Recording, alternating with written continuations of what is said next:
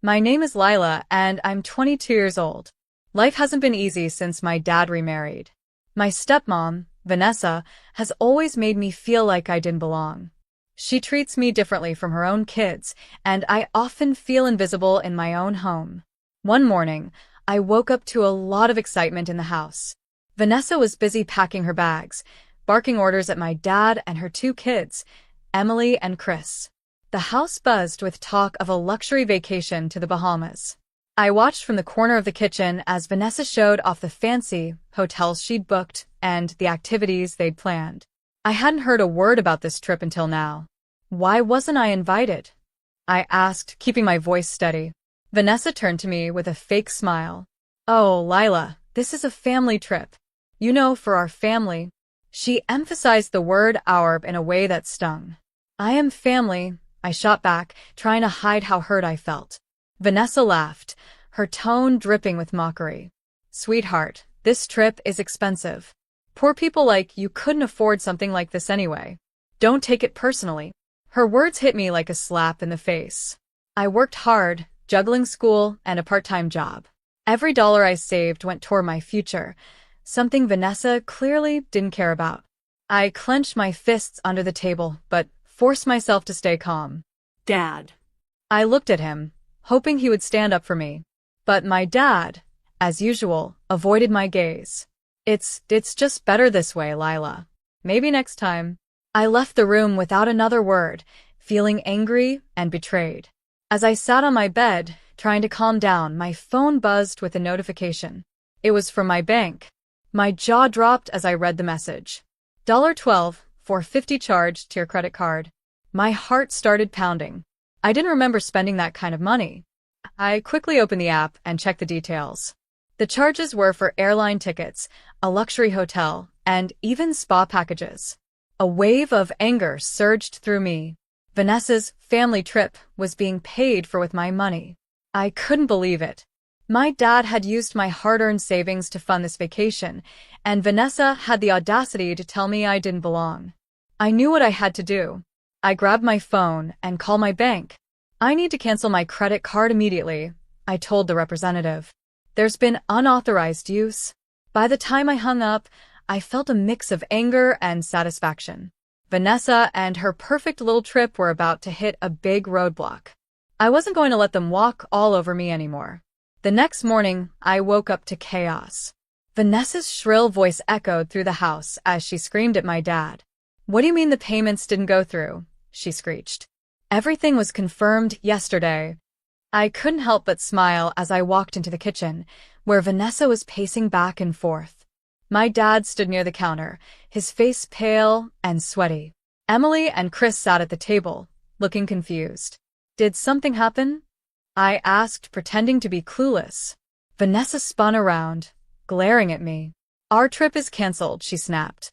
The credit card company declined the charges. Now everything is ruined. I raised an eyebrow. That's strange. Did you use the right card? My dad shifted uncomfortably. Lila, I think we need to talk. Oh, do we? Asked, folding my arms. What about? Vanessa stepped forward, her face red with anger. Don't play dumb. Mark used your credit card for the trip. Why did you cancel it?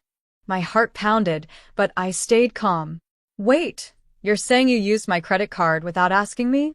Isn't that, like, fraud? My dad held up his hands defensively. It's not what it sounds like, Lila. We were going to pay you back after the trip. We just didn't want you to feel left out. I couldn't help but laugh at the ridiculous excuse. Oh, right. I'm sure telling me I'm too poor to afford the trip was your way of making me feel included. Vanessa rolled her eyes. Don't be dramatic. It's not like you were going to use that money anytime soon. You should have been happy to contribute to a family vacation. Happies? I shot back. That money is mine. I worked for it. You didn't even ask me. The tension in the room was thick. Emily and Chris quietly slipped out, not wanting to get caught in the middle of the fight. That afternoon, I decided to dig deeper. If my dad was comfortable enough to use my credit card for this trip, what else had he done with my money? I logged into my bank account and started checking my statements. What I found made my stomach turn. For months, there had been small, suspicious withdrawals from my savings account, payments for things like dining out, shopping sprees, and even luxury home decor. All of it was spent on Vanessa and her kids. My dad had been quietly siphoning money from me, little by little. I printed the statements and marched into the living room, where Vanessa and my dad were sulking. I threw the papers on the table. Care to explain this? My dad's face turned pale as he glanced at the documents. Vanessa snatched them up, her eyes narrowing as she scanned the pages. So what? She said coldly. You're part of this family. It's your duty to help out. My duty? I shot back. You're stealing from me, and you think I owe you something? My dad tried to calm me down. Lila, let's not make this a big deal. We're struggling financially, and I didn't think you'd mind. You didn't think I'd mind? I interrupted, my voice rising. You could have asked me. Instead, you just took what you wanted. Do you even care about me, or am I just your personal ATM? I couldn't let this slide. It wasn't just about the money. It was about the utter lack of respect.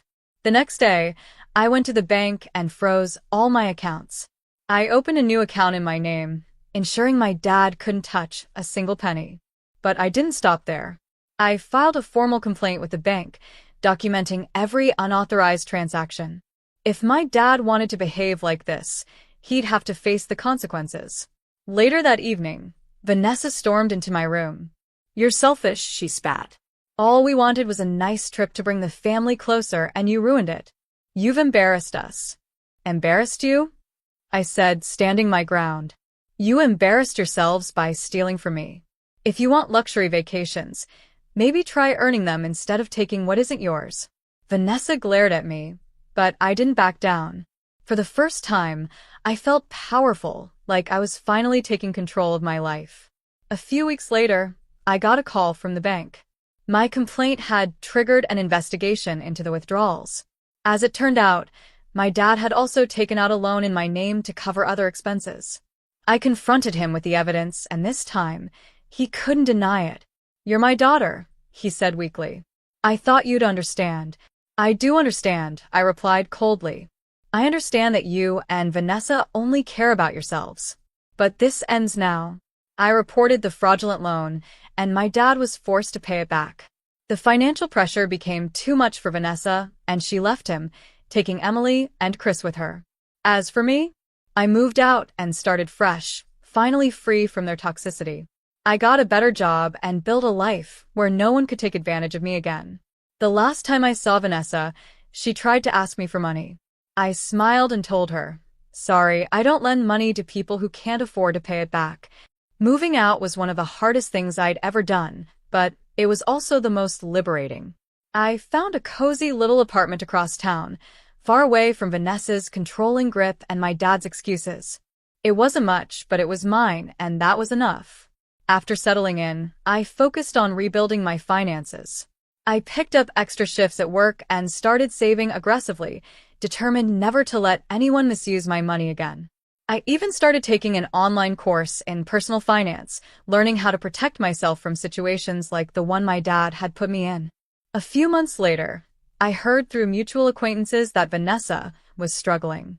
She and her kids had moved into a small rental house after leaving my dad. The lavish lifestyle she'd flaunted for years had come crashing down. Her so-called friends abandoned her when the money dried up. One day, Vanessa showed up at my apartment unannounced. I opened the door to see her standing there, looking haggard and defeated. Lila, she started, her voice dripping with fake sweetness. I'm so sorry for how I treated you. I was wrong.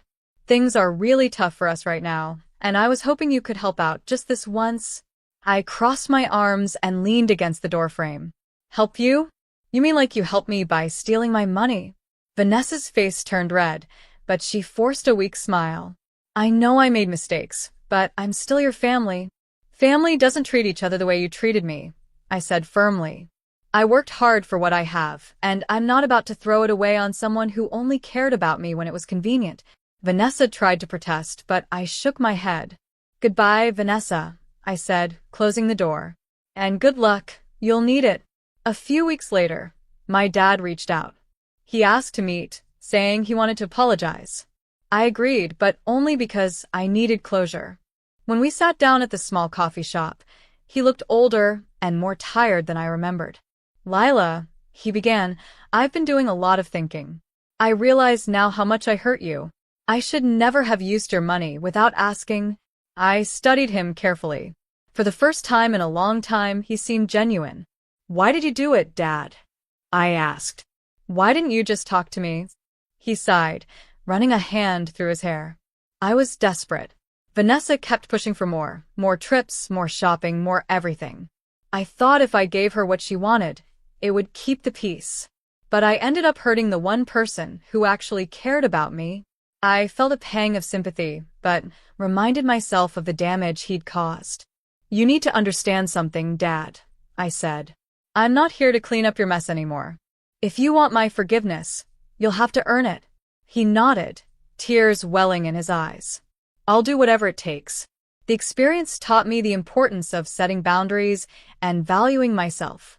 I continued to build my life, focusing on my goals and surrounding myself with people who respected and supported me. Over time, I mended my relationship with my dad. He started therapy and found a steady job, slowly working to pay me back the money he'd taken. It wasn't easy to trust him again, but I saw he was making an effort, and that was a start. Vanessa, on the other hand, disappeared from our lives completely. I heard she moved out of state, chasing another doomed relationship. Good riddance, I thought. As for me, I thrived. I got a promotion at work, paid off my student loans, and even saved up for a solo vacation, something Vanessa once told me I could never afford. Standing on the beach, feeling the ocean breeze on my face, I realized just how far I'd come. Looking back, I'm grateful for everything I went through. It wasn't easy, but it taught me to stand up for myself and demand the respect I deserve. Vanessa and my dad thought they could use me, but I proved them wrong. Now, whenever I see my bank balance, I smile, not because of the numbers, but because it's a reminder that I took control of my life.